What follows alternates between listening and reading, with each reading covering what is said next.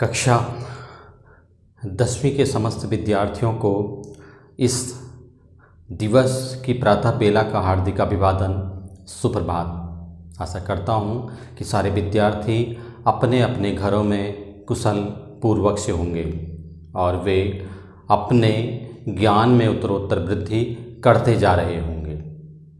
अभी संपन्न हुई अर्धवार्षिक परीक्षाओं की परीक्षा परिणाम देखने के बावजूद विद्यार्थियों ने अपना अपना विषय ज्ञान का स्व आकलन कर लिया होगा और वे उन परिणामों के अनुरूप अपने विषय ज्ञान में सकारात्मक वृद्धि करने हेतु दृढ़ संकल्पित हो गए होंगे। आज मैं प्रेम सिंह, प्रशिक्षित परास्नातक शिक्षक हिंदी DPS हल्द्वानी लामाचौड़, आपके समक्ष कवि नागार्जुन द्वारा लिखित कविता यह दंतरित मुस्कान एवं फसल लेकर प्रस्तुत हुआ हूँ। प्रस्तुत कविता यह दंतरित मुस्कान कवि नागार्जुन जी ने एक बाल सुलभ हंसी के द्वारा जीवन की वास्तविकता, जीवन की सकारात्मकता, जीवन की उमंग, जीवन का उत्साह, जीवन की जिजीविषा का माध्यम बनाकर इस बाल सुलभ हंसी की महत्ता एवं उसके प्रभाव को दर्शाया है। यहाँ कवि ने दंतरित मुस्कान कविता के माध्यम से बाल सुलभ हंसी का एक बहुत ही सुंदर व मनोहारी वर्णन किया है। कवि ने इस हंसी में जीवन की सुंदरता का संदेश भी दिया है। प्रायः आपने देखा होगा कि जब कोई बच्चा स्वच्छंद मुस्कुराता है तो उसको देख करके अनायास ही हम भी मुस्कुराने को मजबूर हो जाते हैं। इसी प्रभाव को यहाँ पर कवि नागार्जुन जी ने बड़े ही सुंदर प्रतिमानों के रूप में व्यक्त किया है। कवि ने बाल सुलभ हंसी की सुंदरता की व्याप्ति को इतना प्रभावकारी माना है कि कठोर से कठोर मन भी पिघल सकता है। यहाँ कवि ने पत्थर का उदाहरण देकर यहाँ मानव मन के प्रतीक को स्पष्ट किया है कि किस प्रकार से बच्चों की सुंदरता, बच्चों की हंसी किस प्रकार से हमें प्रभावित करती है और प्रत्येक व्यक्ति में उत्साह का संचार कर प्रसन्नता भर देती है। और यह हंसी तब और भी अधिक प्रभावकारी होती है जब इसमें नज़रों का बागपन और जुड़ जाता है। तो कवि ने यहाँ अपने काव्य प्रतिभा का परिचय देते हुए उस नैसर्गिक आनंद, उस प्राकृतिक परिवेश, उस जीवन दायिनी शक्ति बाल सुलभ हंसी को एक सकारात्मक ऊर्जा के रूप में यहाँ पर प्रस्तुत किया है। चलते हैं कविता की ओर। तुम्हारी यह दंतरित मुस्कान मृतक में भी डाल देगी जान, धूल धूसर तुम्हारी ये गात छोड़कर तालाब मेरी झोपड़ी में खिल रहे जलजात, परस पाकर तुम्हारा ही प्राण पिघल कर जल बन गया होगा कठिन पाषाण। छू गया तुमसे कि झरने लग पड़े शेफालिका के फूल, बांस था कि बबूल। तुम मुझे पाए नहीं पहचान, देखते ही रहोगे अनिमेष। थक गए हो आँख लूँ मैं फेर, क्या हुआ यदि हो सके परिचित न पहली बार।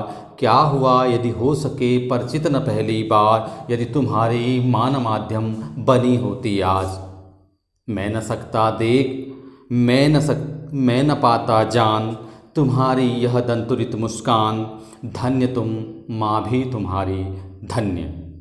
चिर प्रवासी मैं इतर मैं अन्य, इस अतिथि से प्रिय तुम्हारा क्या रहा संपर्क, उंगलियां माँ की कराती रही हैं मधुपर्क, देखते तुम इधर कनखी मार और होती जबकि आंखें चार, तब तुम्हारी दंतुरित मुस्कान मुझे लगती बड़ी ही छविमान। तो आपने देखा किस प्रकार से अनेक बिंबों के माध्यम से यहाँ कवि नागार्जुन जी ने बच्चे की बाल सुलभ हंसी को कितना प्रभावशाली एवं पत्थर हृदय परिवर्तन करने में भी शक्तिशाली सामर्थ्यवान बतलाया है। चलते हैं भावार्थ की ओर। तुम्हारी यह दंतुरित मुस्कान मृतक में भी डाल देगी जान, धूलि धूसर तुम्हारे गात छोड़कर तालाब मेरी झोपड़ी में खिल रहे जलजात, परस पाकर तुम्हारा ही प्राण पिघल कर जल बन गया होगा कठिन पाषाण, छू गया तुमसे कि झरने लग पड़े से फालिका के फूल, बांस था कि बबूल तुम मुझे पाए नहीं पहचान, देखते ही रहोगे अनिमेष। तो यहाँ पर कवि ने बाल सुलभ हंसी को जीवनदायिनी शक्ति के रूप में परिभाषित किया है। जीवनदायिनी शक्ति के रूप में यहाँ पर उस हंसी का वर्णन किया है। प्रायः आपने देखा होगा कि एक छोटा बच्चा एक दांतों से युक्त हंसी कितनी मनोरम प्रतीत होती है।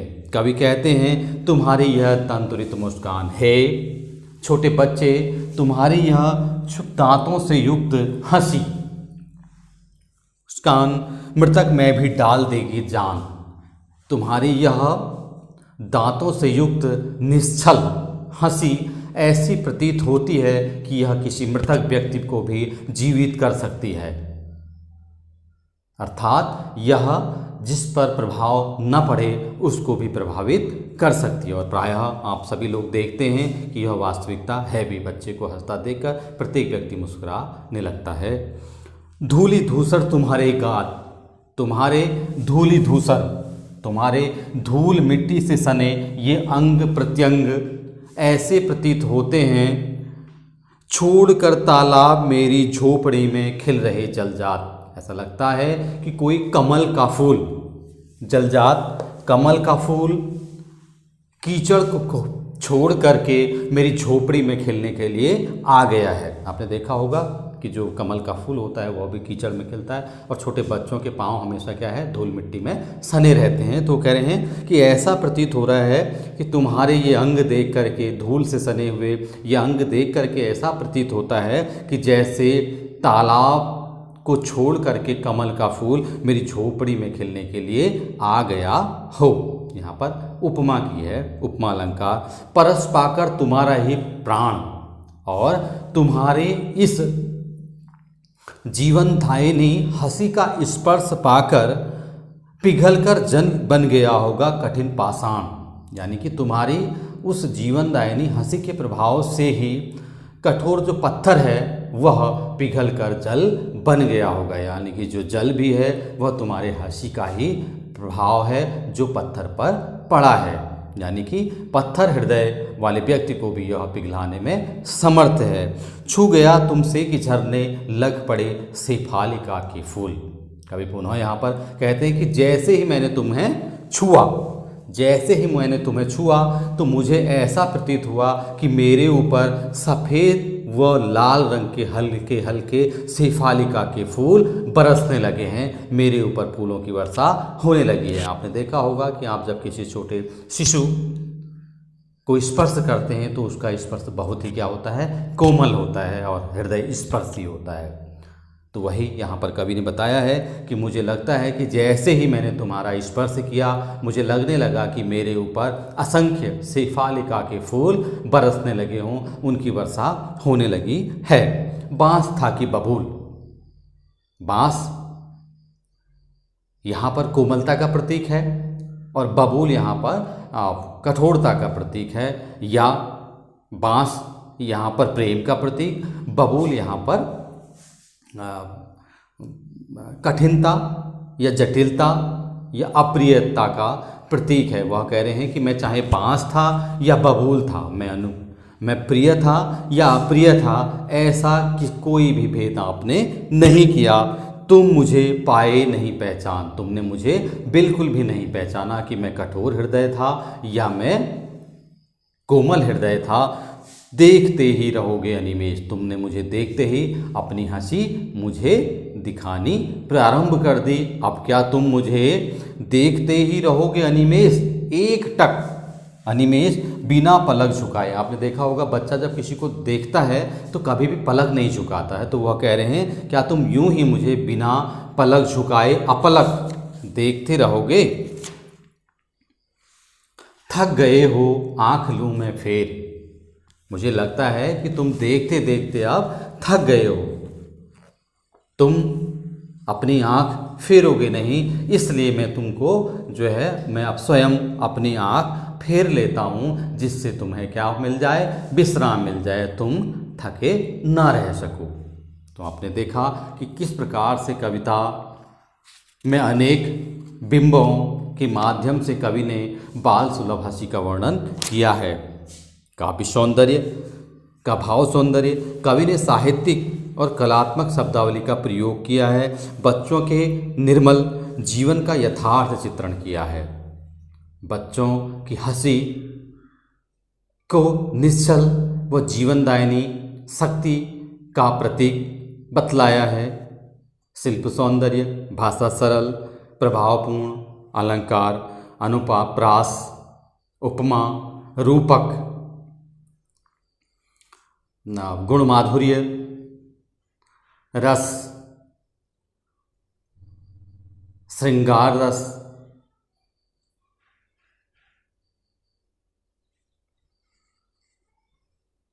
शब्द शक्ति, लक्षणा। चलते हैं अग्रिम पंक्तियों की ओर। क्या हुआ यदि हो न सके परिचित न पहली बार, यदि तुम्हारी मान माध्यम बनी होती याद, मैं न सकता देख मैं न पाता जान, तुम्हारी यह दंतुरित मुस्कान, धन्य तुम माँ भी तुम्हारी धन्य, चिर प्रवासी मैं इतर मैं अन्य, इस अतिथि से प्रिय तुम्हारा क्या रहा मधुपर्क, उंगलियां माँ की कराती रही हैं मधुपर्क, देखते तुम इधर कनखी मार और होती जबकि आँखें चार, तब तुम्हारी दंतुरित मुस्कान मुझे लगती बड़ी ही छविमान। कवि पुनः कहते हैं कि क्या हुआ यदि हो सके परिचित न पहली बार। कवि यहाँ पर बच्चे को संबोधित करते हुए कहते हैं कि हे सुंदर बच्चे, मुझे इस बात का बिल्कुल भी अफसोस नहीं है कि मैं तुमसे परिचित न हो सका। यदि तुम्हारी माँ न माध्यम बनी होती आज, यदि आपकी माँ ने आपको जन्म नहीं दिया होता और मुझसे आपका परिचय न कराया होता, तो न मैं आपको देख सकता, ना मैं आपकी इस निश्चल मुस्कान के प्रभाव को ही जान पाता। तुम्हारी यह दंतुरित मुस्कान, तुम्हारी यह दांतों से युक्त सुंदर हृदय स्पर्शी मुस्कान मुझे अत्यंत प्रभावित करती है। धन्य तुम माँ भी तुम्हारी धन्य, तुम भी धन्य हो और वह माँ भी तुम्हारी धन्य है जिसने तुम्हें जन्म दिया है, जिसने तुमसे मेरा साक्षात्कार कराया है, मेरा परिचय कराया है। चिर प्रवासी मैं इतर में अन्य, चिर प्रवासी लंबे समय से मैं प्रवास घर से दूर रहने वाला मैं, इतर में अन्य मैं तुम्हारे लिए कोई अन्य हूँ, क्योंकि मैं आप मुझे नहीं पहचानते हो और मैं भी आपसे बहुत दूर रहा। इस अतिथि से प्रिय तुम्हारा क्या रहा संपर्क। मैं यहाँ पर अतिथि रूप में आया हूँ, कुछ समय रुकूंगा, फिर मैं यहाँ से चला जाऊंगा, लेकिन फिर भी इस अतिथि से हे प्रिय तुम्हारा क्या रहा संपर्क, ऐसा संपर्क क्या रहा है जो तुम इतनी निश्चल हंसी के साथ मुझे आनंदित कर रहे हो। उंगलियां माँ की कराती रही हैं मधुपर्क, उंगलियां माँ की कराती रही हैं मधुपर्क। आपने देखा होगा छोटा बच्चा हमेशा अपनी माँ की उंगलियों को ही चूसता रहता है। तो वह कह रहे हैं कि आपकी माँ की जो उंगलियां हैं उन्हें चूस कर आप हमेशा मधुपर्क, मधुपर्क दही, घी, शहद, जल व दूध का योग से बना हुआ पंचामृत। आपने देखा होगा पंचामृत जब भी कोई हमारे यहाँ शुभ कार्य होता है तो पंचामृत दैवी पूजा में पंचामृत बनाया जाता है और वो बहुत ही क्या होता है, स्वादिष्ट होता है। उसी प्रकार से बच्चे भी क्या करते हैं, माँ की उंगलियों को हमेशा चूसते रहते हैं। वह कह रहे हैं यह बाल सुलभ व्यवहार का कवि ने यहाँ परिचय दिया है कि तुम हमेशा अपनी माँ की उंगलियों का पंचामृत का सेवन करते रहते हो। देखते तुम इधर कनकी मार, और जब तुम मेरी ओर तिरछी नज़र से, आपने देखा होगा जब बच्चे की तरफ हम जाते हैं तो बच्चा एकटक होकर हमको देखता रहता है। देखते तुम इधर कनखी मार, जब तुम तिरछी नज़र से मेरी ओर देखते हो, और होती जबकि आंखें चार। और जैसे ही आंखें चार होना मुहावरा है, जैसे ही हम दोनों की आंखें मिलती हैं और तुम क्या करने लगते हो, मुस्कुराने लगते हो, अपनी हंसी, जीवनदानी हंसी प्रकट करने लगते हो। यह तुम्हारी दंतुरित मुस्कान, और उस स्थिति में तुम्हारे दांतों से युक्त यह मुस्कान बहुत ही सुंदर लगती है, बहुत ही प्रभावशाली लगती है। अर्थात कवि ने यहाँ पर बालपन या बच्चे की सुंदर मुस्कान का बहुत ही मनोहारी वर्णन किया है और उसे बहुत ही प्रभावशाली प्रदर्शित कराया है।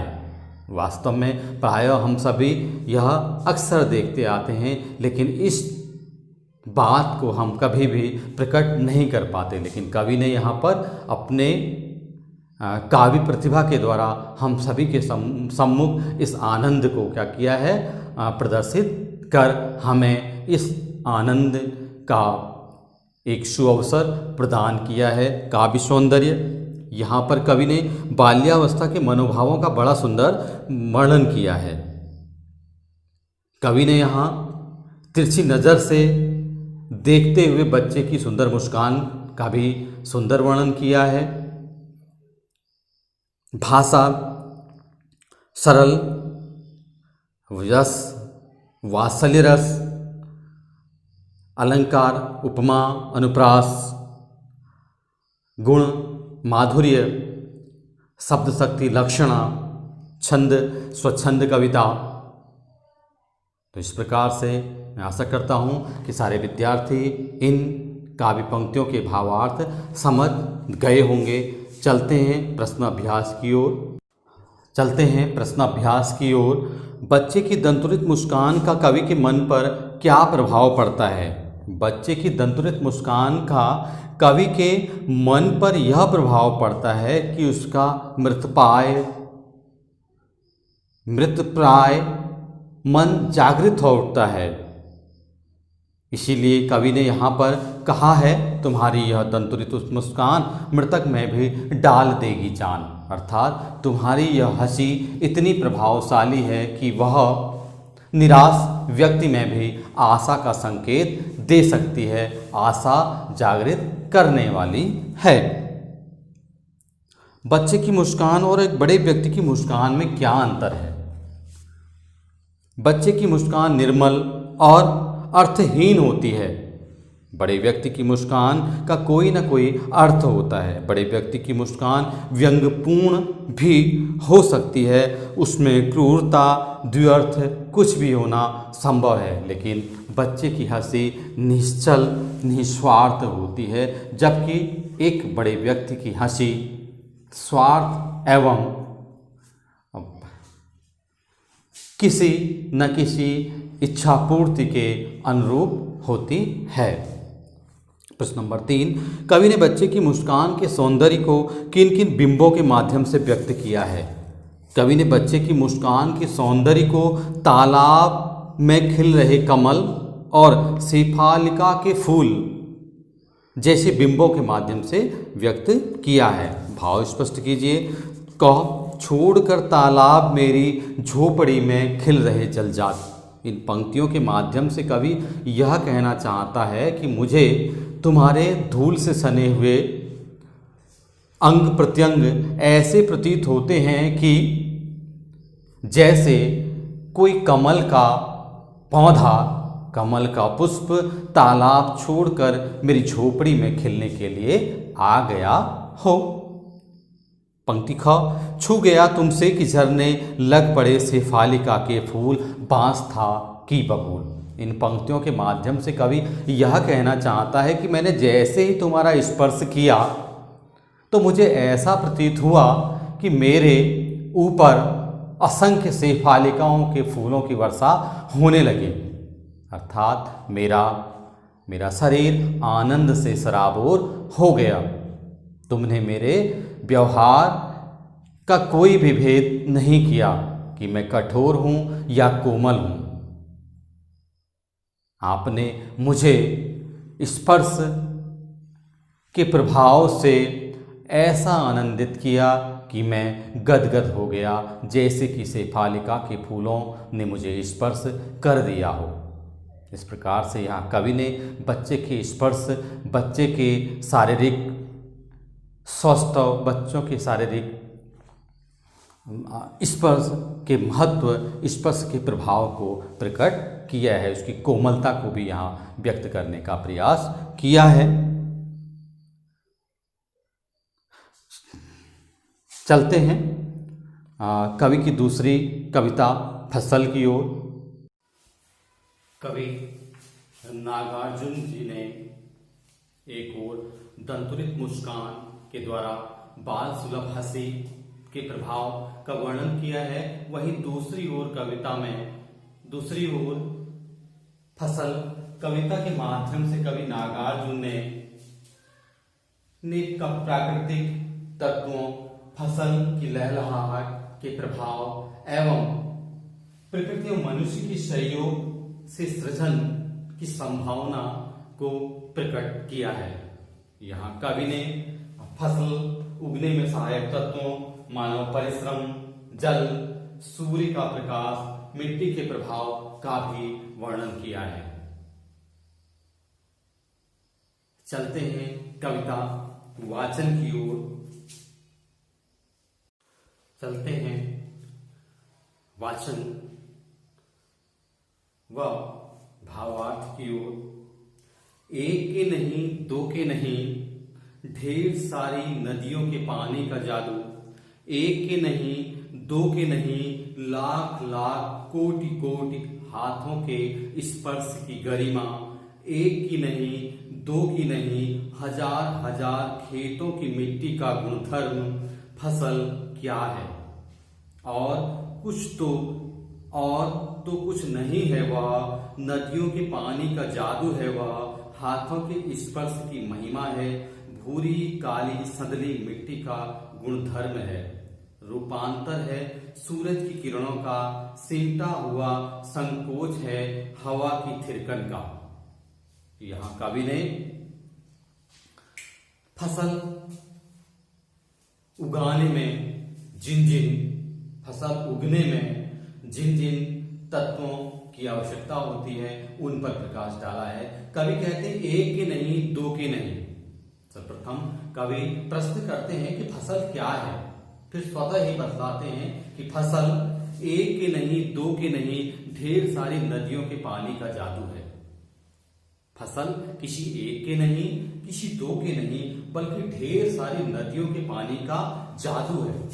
जादू परिवर्तन है। जब आपने देखा होगा, जब किन्हीं पादपों, फसलों में जब पानी दिया जाता है तो वह हरी भरी होकर के और तीव्र गति से उत्पादकता में वृद्धि करने लगती है। फिर कवि पुनः कहते हैं एक के नहीं, दो के नहीं, फसल किसी एक के नहीं, दो के नहीं, बल्कि लाख लाख लाखों कोटि कोटि हाथों के स्पर्श की गरिमा है।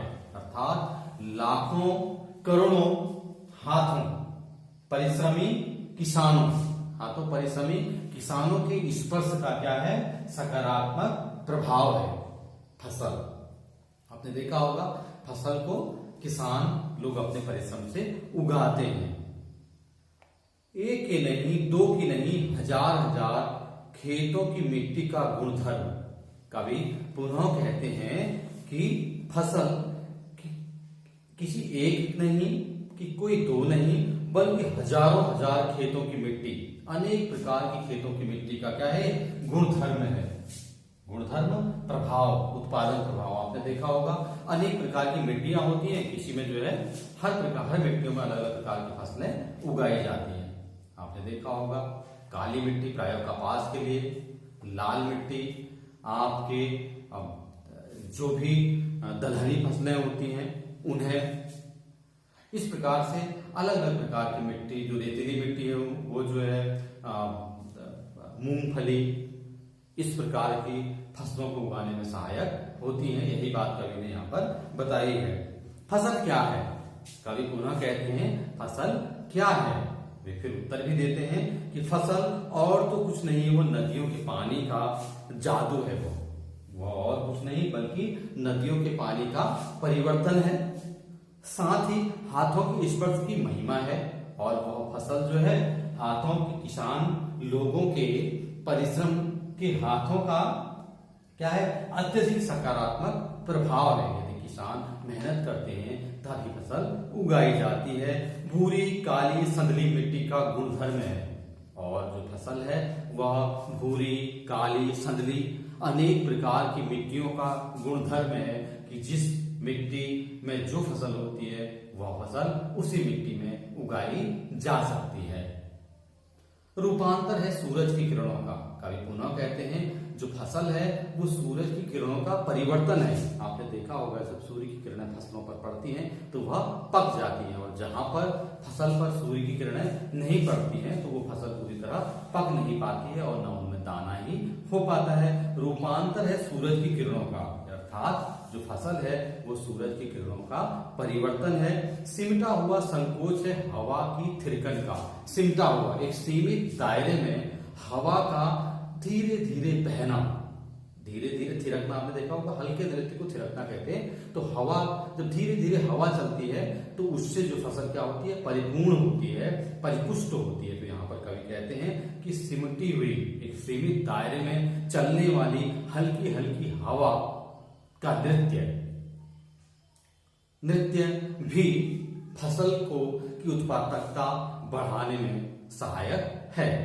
अर्थात ये सभी कारक फसल को उत्पादन करने में मदद करते हैं। इसके साथ ही कवि ने यहां पर यह संकेत दिया है कि प्रकृति और मनुष्य के सहयोग से ही